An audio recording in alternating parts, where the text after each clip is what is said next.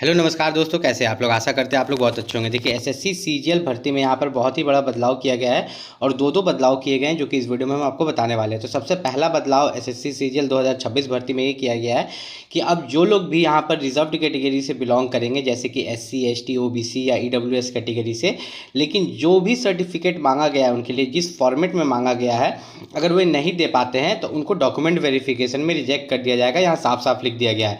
जैसे कि यहाँ पर नियम के अनुसार अगर आप नीचे थोड़ा सा जाइएगा तो इनका ये कहना है कि अगर आप रिजर्व्ड कैटेगरी से बिलोंग करते हैं, जैसे कि ओबीसी, एससी, एसटी और ईडब्ल्यूएस, तो यहाँ पर इन्होंने बोला है सबसे पहली बात तो आपके पास सेंट्रल लेवल कास्ट सर्टिफिकेट होना चाहिए। ठीक है। अब ये सेंट्रल लेवल कास्ट सर्टिफिकेट क्या होता है? कास्ट सर्टिफिकेट दो तरह का होता है, एक आपका स्टेट लेवल का होता है, एक आपका सेंट्रल लेवल का होता है।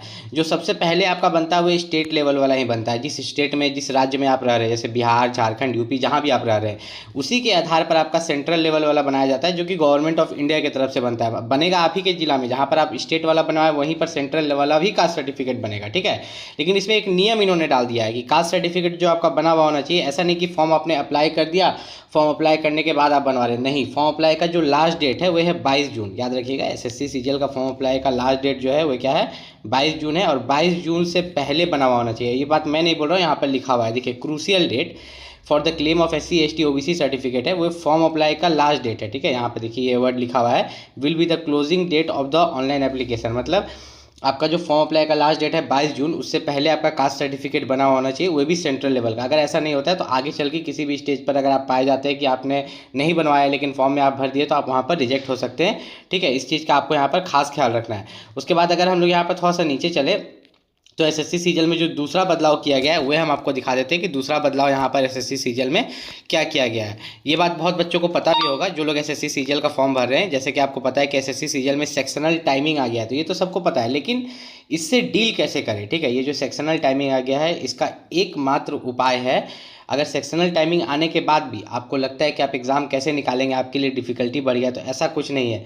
आपको एक चीज़ मेंटेन करना है, स्पीड। क्या आप मेंटेन करना है? स्पीड। स्पीड कैसे मेंटेन करना है समझाते हैं। जैसे कि यहाँ पर देखिए, सेक्शनल टाइमिंग का मतलब इन्होंने क्या बोला कि जनरल अवेयरनेस के लिए आपको यहाँ पर 15 मिनट मिलेगा। 15 मिनट के बाद ये जनरल अवेयरनेस का जो 25 क्वेश्चन है आपको दिखना बंद हो जाएगा। 15 मिनट के अंदर आप जो बनाए। ठीक। तो जनरल अवेयरनेस तो आप बना लीजिएगा जीके। ठीक है। 15 मिनट बहुत हो गया, आराम से 25 क्वेश्चन बना लीजिए। लेकिन जब बात आएगा मैथ या रीजनिंग का, ध्यान से समझिएगा, जब मैथ या रीजनिंग का बात आएगा तो उसमें भी आपको यही 25 क्वेश्चन रीजनिंग का बनाना है 15 मिनट में। और क्वांटिटेटिव एप्टीट्यूड का भी जो 25 क्वेश्चन है 15 मिनट। मतलब इसके लिए आपको 15 मिनट मिल रहा है और इसके लिए अलग 15 मिनट मिल रहा है। सबके लिए 15-15 मिनट है, चारों के लिए। तो क्या 15 मिनट में आप 25 क्वेश्चन बना पाइएगा रीजनिंग का या मैथ का? नहीं, क्योंकि आपके पास उस तरह का स्पीड नहीं है। सीजीएल में जो बच्चों के पास है स्पीड उस लेवल का नहीं रहता है। तो आपको अपना स्पीड बढ़ाना होगा, और स्पीड आपका किससे बढ़ेगा? मॉक टेस्ट देने से। ठीक है। ज़्यादा से ज़्यादा आप मॉक टेस्ट दीजिए, प्रैक्टिस टेस्ट दीजिए। मॉक टेस्ट आप टेक्स्ट बुक पर भी दे सकते हैं या किसी भी ऐप पर। ठीक है। मैं इस तरह से प्रचार नहीं कर रहा, लेकिन टेक्स्ट बुक मैंने देखा है काफ़ी बेहतर है। एसएससी से रिलेटेड में टेक्स्ट बुक के मॉक टेस्ट काफ़ी बेहतर होते हैं। अगर आप वहाँ पर परचेज भी कीजिएगा तो आप मेरा कूपन कोड अगर यूज़ कीजिएगा VASH बस, तो आपको 12% ऑफ हो जाएगा। अगर आप चाहें तो कोई और भी परचेज कर सकते हैं टेक्स्ट बुक छोड़ के, लेकिन टेक्स्ट बुक काफ़ी अच्छा मैंने देखा है। उसके बाद आप यहाँ पर देखिए तो आपको लगता होगा कि जो टियर 1 में कट ऑफ है वो क्या जाता है। तो अभी फ़िलहाल तो जो जब पहले सेक्शनल टाइमिंग नहीं था तो एसएससी सीजीएल में जो कट ऑफ है, एक अंदाज़ हम आपको बताते हैं जो मैंने हर साल का देखा है। ठीक है। एक साल का नहीं बताया, 1-2 साल का मिला के बताते हैं कि जनरल का 160 प्लस आपको टारगेट करके चलना चाहिए। अगर आप ओबीसी कैटेगरी से ज़्यादा नहीं, 155 प्लस। ठीक है। और अगर आप एससी एसटी या ईडब्ल्यूएस कैटेगरी से हैं तो 145 प्लस।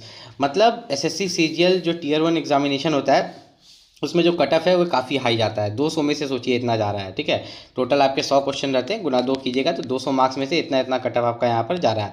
अब यहाँ पर मेंस की बात करें तो मेंस में भी आपका सेक्शनल टाइमिंग ला दिया गया है। जैसे कि पहले जो मैथ और रीजनिंग के लिए जो यहाँ पर मिला के आपको 60 मिनट मिलता था, अब उसको इन्होंने बांट दिया कि मैथ के लिए 30 मिनट और रीजनिंग के लिए 30 मिनट। अब इससे बच्चा को क्या दिक्कत होगा? जो बच्चा मैथ में कमज़ोर होगा सोचता होगा कि रीजनिंग में पूरा 30 का 30 क्वेश्चन अच्छा से बना लेंगे, मैथ में से 10 क्वेश्चन बना लेंगे, जब पूरा 60 मिनट मिलता था। लेकिन अब उसके पास मजबूरी है कि मैथ का क्वेश्चन 30 क्वेश्चन खुलेगा 30 मिनट के लिए, उसके अंदर उसको बनाना है। ठीक है। ये मजबूरी हो जाएगा बच्चा का।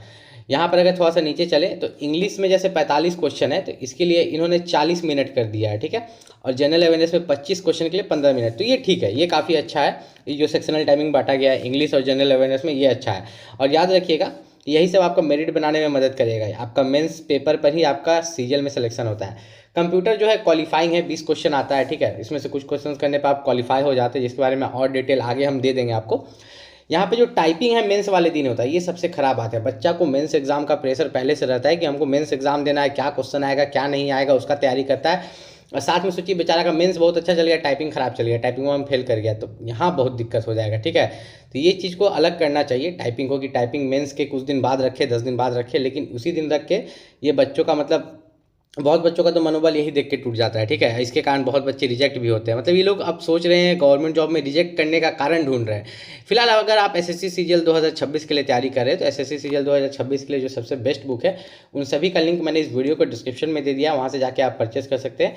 और कोई भी दिक्कत हो तो आप नीचे कॉमेंट कर सकते हैं। जहाँ पर कॉमेंट कीजिएगा तो वहीं पर कॉमेंट में लेफ्ट साइड में स्लाइड करने पर हाइप का ऑप्शन आता है, वीडियो को हाइप कर दीजिएगा। अगर आप भी एसएससी सीजीएल की तैयारी कर रहे हैं तो आपको एक चीज़ पता होगा कि एसएससी सीजीएल में थोड़ा मोड़ा चेंजेस किया गया है, सेक्शनल टाइमिंग ला दिया गया है। तो सेक्शनल टाइमिंग देख के आपको यहाँ पर घबराना नहीं है। सेक्शनल टाइमिंग से लड़ने का एक ही तरीका है कि आप अपना स्पीड बढ़ा दो, ठीक है। जो क्वेश्चन करने का स्पीड है उसको आपको बढ़ाना होगा, क्योंकि अगर मान लीजिए कि जो 25 क्वेश्चन है मैथ का 15 मिनट में करना है, क्वेश्चन तो आपको आता है लेकिन जो समय है ना वो समय आपका बंध गया। पहले क्या होता था कि जनरल अवेयरनेस मान लो कम समय में कर लिए, रीजनिंग कम समय में कर लिए, तो वही समय आप खर्च कर देते थे किसमें, मैथ में। लेकिन अब आपको वही नहीं मिलेगा। और एसएससी सीजीएल की अगर आप भी तैयारी कर रहे हैं उससे रिलेटेड कोई भी डाउट है तो नीचे कमेंट करके पूछ लीजिएगा। और एसएससी सीजीएल के लिए जो सबसे बेस्ट बुक है उसका लिंक मैंने इस वीडियो के डिस्क्रिप्शन में डाल दिया है।